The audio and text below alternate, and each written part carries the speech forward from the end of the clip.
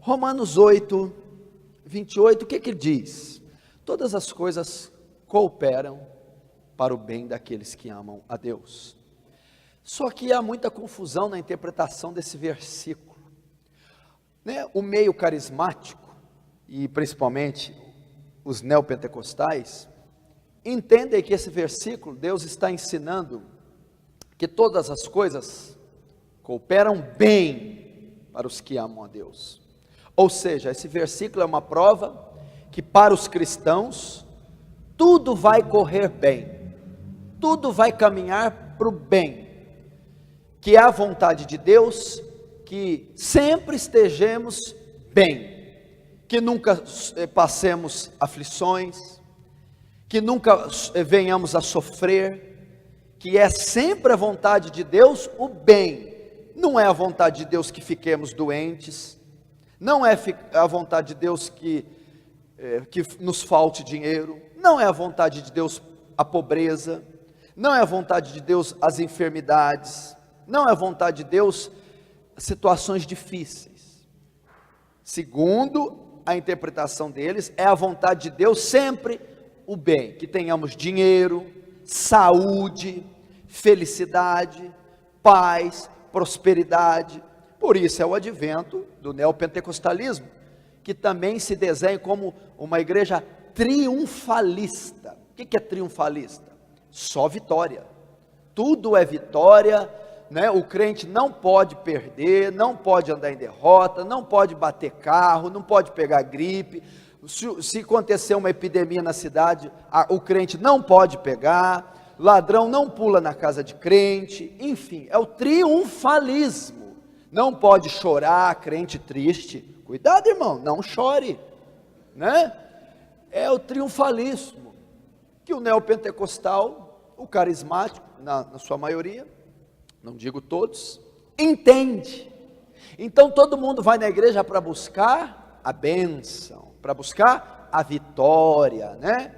E se por acaso não ocorre isso com você, tem demônio na sua vida. Você ficou doente?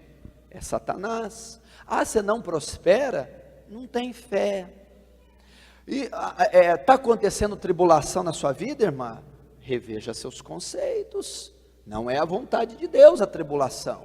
A vontade de Deus é a maré mansa, é a paz, a paz perpétua, o bolso cheio, felicidade, né? Vai vir um tsunami aqui, só a sua casa que não vai ser destruída, né? Fica tranquilo. É isso que se prega. Mas nós estamos rindo, mas a maioria de nós pensa assim. E esse movimento inflou, porque a proposta é boa. Aí temos o advento da teologia da prosperidade, que Deus enriquece através da fé. Esse movimento então lotou, inchou. Essas igrejas então proliferaram em toda a nação brasileira, em todo mundo, mas vou dizer em âmbito nacional, porque a proposta é muito boa. Nós vivemos num país economicamente falido. Desde que você nasceu, aquele que tem aqui pouco mais de 30 anos, ouve falar de crise. Ah, essa crise. Salário mínimo nunca foi acessível, nunca foi muito grande. O índice de desemprego, mesmo com esse governo, ainda é muito grande, ou seja, é um país com dificuldade financeira, e o índice de pobreza, de miséria é muito grande. Então se lança um projeto, se lança um marketing, que igrejas estão dando oportunidades de enriquecimento, baseando-se apenas na fé em Deus. O que? Deus já é algo bom, nós vivemos num país cristão, Deus já é algo aceito, já não temos dificuldade das pessoas crerem em aceitar Deus. Agora, dizer que Deus ainda enriquece, isso é bom demais. Então esse marketing explodiu como rastro de pólvora. Então essas igrejas estão lotadas. Por quê? Porque um país economicamente, financeiramente quebrado, vai ter nele inaugurada, formada, fundada, a abertura de milhares de igrejas que estão prometendo a prosperidade financeira mediante a fé. Então, toda a nação está correndo para esses templos, e esses templos incharam. Por quê? Porque não é a vontade de Deus a pobreza, não é a vontade de Deus andar com esse carro velho, não é a vontade de Deus andar sem carro, não é a vontade de Deus ganhar essa bicharia, né? Então, baseado nisso, funda-se esses templos, com essa doutrina e essa teologia, essas igrejas incharam, essas igrejas lotaram. Só que elas estão criando um bando de cristãos interesseiros, materialistas e naturais. E essa teologia não tem fundamento algum nos 4 evangelhos de Jesus Cristo, e nem nas epístolas de Paulo, nem nas epístolas pastorais, e nem nas epístolas gerais. Para fundamentar essa doutrina, eles têm que tirar textos do Antigo Testamento, judaizantes, promessas que estão limitadas para Israel e para o Antigo Concerto, que não se consumarão na graça, pois o Antigo Concerto consistia no externo, o Novo Concerto consiste no interno. A circuncisão não é feita mais na carne, mas no nosso coração. Então essa teologia não procede de Jesus, não procede do Evangelho, não procede de Deus, é natural, é humana, é carnal e é diabólica. Deus faz, Deus abençoa, abre porta, prospera, é óbvio que Ele faz, mas isso não é o cerne do Evangelho, isso não é a espinha dorsal do Evangelho, não é a prioridade do cristianismo. Então, é a vontade de Deus. Segundo advento, o curandeirismo é a outra igreja e outra doutrina e teologia que inchou, né? As curas imediatas, os milagres instantâneos. Quem não quer? Estamos debaixo da lei do pecado, e com o pecado trouxe a imperfeição, trouxe as enfermidades. Todo ser humano tem doença. Quem aqui nunca foi no pediatra desde criança? Você vive frequentando hospitais, pronto-socorros, emergências, não porque você tem algum problema grave, é porque a lei do pecado trouxe a imperfeição no sistema criacional, no organismo do homem. Então o homem tem a tendência da enfermidade, ou seja, vivemos num mundo doente, e numa nação onde o sistema de saúde é precário. Você que mora perto de uma grande capital sabe o que eu estou dizendo, você sabe o que é uma consulta pública, você sabe o que é fazer uma cirurgia, ou você sabe o que é adquirir uma prótese pelo meio público, é terrível. Então há enfermidades, anomalias, há inúmeros tipos de câncer, há AIDS, há uma série de doenças incuráveis, as que são tratáveis, mas são caríssimas, não estão no poder da massa curar, ou seja, milhões de doentes em todo o globo. Aparece uma igreja dizendo: Jesus cura tudo isso na hora, Jesus faz num estalar de dedos. Vem cadeira de rodas, cego, paralítico, aleijado, canceroso, artroses, artrite e toda sorte de enfermidades.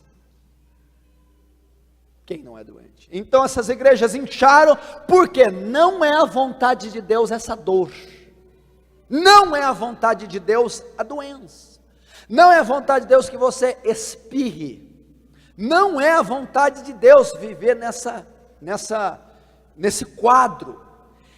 Se você está vivendo, é uma maldição na tua vida. Se você está vivendo, são demônios na tua vida. Se você está vivendo, é uma prova que Deus não está te aceitando. Você está reprovado, porque um aprovado não fica nesse estado. deve ser a sua fé. Você não é um crente bom, você é um crente fraco, você está em falta com Deus, por isso está nessa cadeira de roda, por isso pegou essa doença, por isso está sofrendo esse mal. Então é lançado sobre nós, que a pobreza, a dificuldade financeira, ou qualquer outra coisa, ou qualquer outra miséria, não é o desejo de Deus, e se você está passando, você está contrariando a Deus. Segundo, as enfermidades, se você as possui, você não é a vontade de Deus, você está contrariando de alguma maneira, você está debaixo de uma maldição, você é um endemoniado, ou coisa desse tipo. Então esses dois adventos, são os que estão predominando o evangelho mundial. Esses dois adventos, são os que estão caracterizando a igreja contemporânea, a igreja moderna.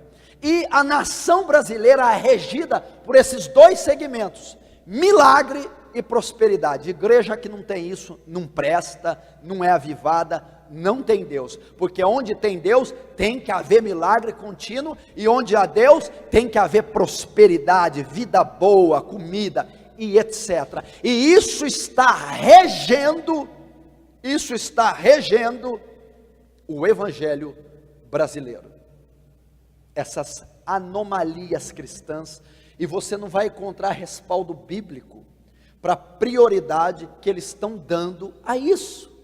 Eu não estou dizendo que Deus não faz. Deus cura, óbvio que cura. Opera milagres, óbvio que opera. Deus abençoa financeiramente, óbvio que o faz. Mas isso não pode ser o pilar da nossa teologia. Se a prosperidade for o pilar da nossa teologia, então não é Cristo a pedra fundamental, é Mamon. É Mamon, Deus da riqueza. Se é o curandeirismo, meu irmão, que é o pilar da nossa fé, então talvez não é Cristo a pedra fundamental, talvez é Baal, fertilidade, carnalidade. Temos que tomar cuidado. Então o que está acontecendo? Estamos caminhando a passos largos, por uma descaracterização. O evangelho está se descaracterizando, irmão. Se você hoje olhar uma pessoa passando, um budista passando, você vai ver uma túnica, uma indumentária, cabeça raspada, você vai dizer assim, é um homem religioso. Se você vê uma freira, crucifixo, você vai dizer, é um homem religioso. Mas hoje, se você vê um pastor passando, talvez você vai dizer, é um homem de negócio. Está indo assinar cheque, gravar programa, está indo vender, comprar, está indo participar de alguma marcha, atrás de algum político. Perdeu-se o perfil do sacerdote, está se descaracterizando, está havendo uma descaracterização. Sabe por que está havendo? Porque Paulo, escrevendo aos Coríntios, diz, ninguém pode pôr outro fundamento, além do que já está posto, o qual é Cristo Jesus. Sabe por que está havendo uma descaracterização do cristianismo, do cristão, do sacerdócio? Porque esse movimento aí, com o título de gospel evangélico, essas ramificações neopentecostais, não estão possuindo fundamento bíblico, teológico, histórico, estão sendo formados por cultura secular, ciências sociais, ciências humanas, psicologia. Isso não é o evangelho. Igrejas que fazem culto de regressão, espiritismo, nova era, budismo, inserido dentro do seio da igreja, com o título de evangelho. Sabe quando você perde o fundamento? Não é quando você deixa totalmente a Bíblia, é quando você só tira trechos isolados dela.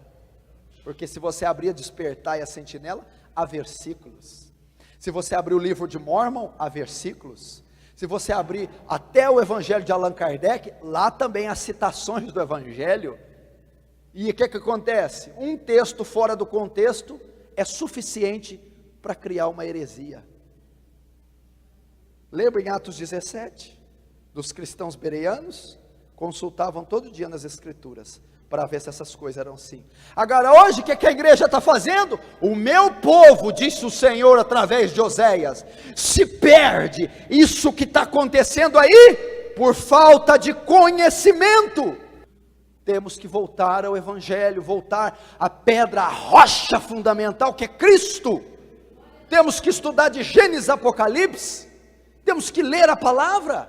Existem pessoas letradas em vários assuntos, mas analfabetas na palavra. Então eles interpretam tudo, toda essa confusão, muito dela parte da interpretação desse texto. É a vontade de Deus que dominemos. O mundo é da igreja. E está sendo mesmo, né? Quer dizer, o mundo da igreja. Até deu certo. Temos que dominar. Temos que ser patrões. Entrar na política, nos meios seculares. Vamos dominar a terra. Nós vamos dominar tanto a terra que nós vamos ficar nela desse jeito. Nós vamos morar nela. Porque se a perfeição vai se estabelecer na terra, para que céu?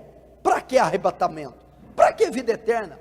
Para que glorificação corpórea? Se Deus nunca vai deixar você ficar doente? Para que incorrupção corpórea? Se você sempre vai ser feliz? Então não precisa de glorificação do corpo, nem de incorrupção do corpo, nem de arrebatamento. Deus vai fazer tudo na terra. Por conta desse versículo, todas as coisas cooperam para o bem daqueles que amam a Deus. Mas aqui, por você entender esse versículo, você tem que entender primeiro, o que é bem? Todas as coisas cooperam, a Bíblia não diz todas as coisas cooperam bem para os que amam a Deus. Todas as coisas cooperam para o bem, todos, bem e mal, está dentro do contexto de todos. Então todas as coisas, boas e ruins, cooperam para o povo de Deus. Então não é só o bem. E o que é bem? A resposta vai estar no 29, olha lá. Porque os que dantes conheceu, também os predestinou, para serem conformes à imagem do seu Filho. Então vamos lá, para que eles sejam conformados à imagem do seu Filho. Então, o bem aqui, sabe qual que é? Não é todas as coisas cooperam para você ficar bem. Todas as coisas cooperam para que você seja formado à imagem de Cristo. É isso que o versículo está dizendo. Então, o cristianismo, a vontade de Deus, não é que você fique feliz, que tenha dinheiro, carro, curas. Não é isso que o versículo está dizendo. Está dizendo que a vontade de Deus é que todas as coisas boas e ruins trabalhem para que você cresça à estatura de Cristo. É isso que a palavra está falando. Então o que eu aprendo aqui? Se a revelação do texto é que a vontade de Deus e tudo trabalha para que eu seja conformado à imagem de Jesus, se a vontade de Deus é essa, então todas as coisas vão trabalhar, tanto boas como ruins. Então, meu irmão, para Deus não interessa você ter muito ou pouco, não interessa se é uma situação que traz alegria ou não, desde que essa esteja trabalhando para a sua conformidade a Cristo. Você entendeu o que é que o versículo está tratando? Então ele está querendo dizer assim: você não está na terra por estar, você não está aqui, as coisas que ocorrem na sua vida, doença ou riqueza, ou saúde, pobreza ou riqueza, elas não são para te dar conforto na terra, elas não são para estabelecer um padrão, um perfil aqui. Todas as coisas que ocorrem, elas estão convergindo para um só propósito: te levar para o céu. Então o que você tem que entender a partir de hoje? O evangelho verdadeiro, meu irmão, não consiste só em bênção, não consiste só em cura, não consiste só em alegria, não consiste só em prosperidade. Não é essa a espinha dorsal, a vertente genuína do Evangelho. Mas tudo nessa terra, enquanto você é forasteiro, enquanto você está de passagem, todas as situações que ocorrem ao seu lado, só tem um propósito: formar a imagem de Cristo em você, fazer você crescer em graça, na espiritualidade, na santidade, na regeneração, na mente de Cristo. É isso.